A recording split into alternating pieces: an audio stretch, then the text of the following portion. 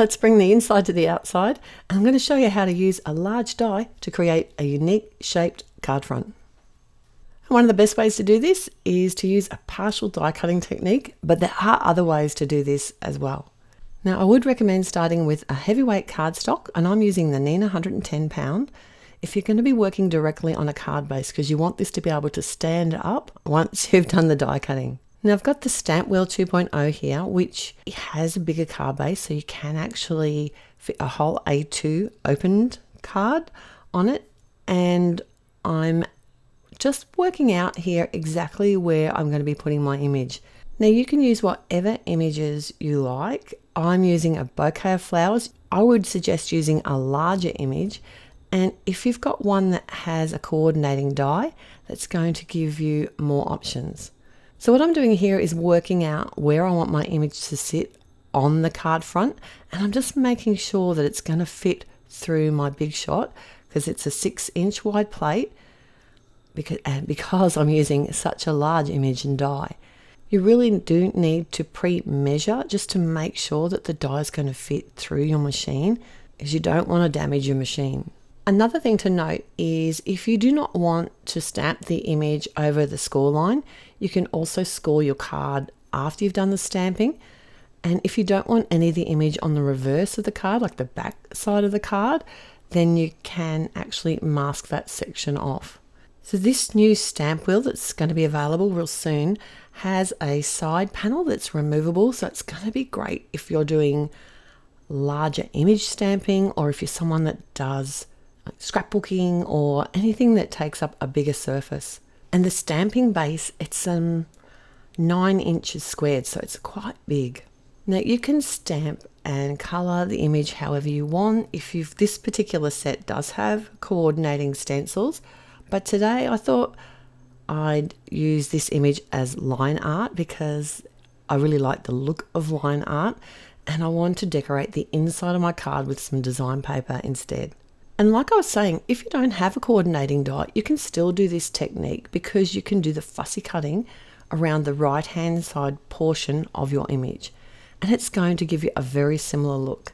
But the other way that you can do it is to cut away a portion of the front of the card and leave a panel and just die cut, color, do whatever you want with your large image separately and then adhere it to that panel. So now we're going to be doing the partial die cutting.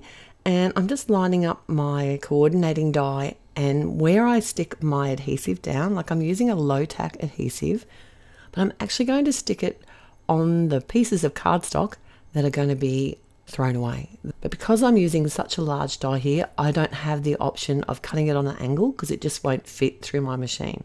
I find the easiest way to do partial die cutting is just to use a regular cutting sandwich for a thin wafer die. My big shot plates have a beveled edge on the end, which does make it a little bit harder to work out where to line up the die because it's thinner at those portions, so it won't cut there. But if you've got a straight edge, that's where you want to cut up to. So wherever you've chosen to cut away from the front panel of your card, that's where you line up those edges.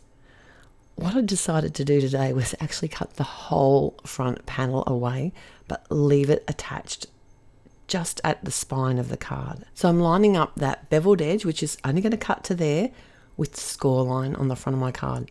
Worst case scenario, if it doesn't work, you can always die cut the whole image and just add it to the front of a regular card with the front portion cut away, like I was saying before, and you're still going to get a very similar look. I like the idea of using just one piece of cardstock because it keeps people guessing about how you did it. And because I lined up the plates, it was only going to cut the sections where the 2 plates were over the die. I can actually run this image all the way through my machine, knowing that it's only going to cut on those sections, not onto the back of the card. And then I can just use my paper trimmer to trim away the excess cardstock from the back portion of the card. Or you could also use a craft blade and a metal ruler if that's your preference. Even a pair of scissors would work here. And you might notice there's not very much card touching the base, so when you open the card it's not going to stand very well. I'll show you how I fix that very soon. Now I've cut a piece of design paper here. You can use whatever you like to decorate the inside. You can leave it plain, Use plain coloured cardstock, design paper, you can even stamp a pattern. But what happens is if you cover the whole base, you'll notice that when you close the front flap of the card over, it kind of pushes against the design paper.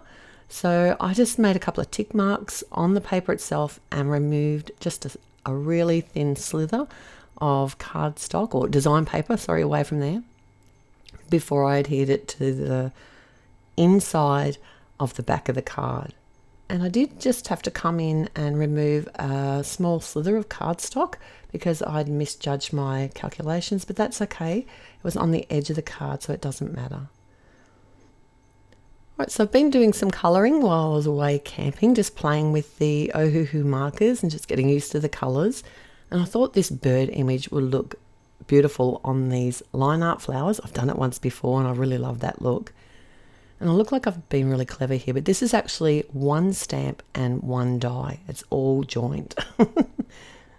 But I did cut a couple of extra layers of white cardstock because I want to give this bird some strength, because I'm going to use this bird image to help hold my card upright when it stands, because I haven't given myself very much of an image at the base where I've cut the blooms.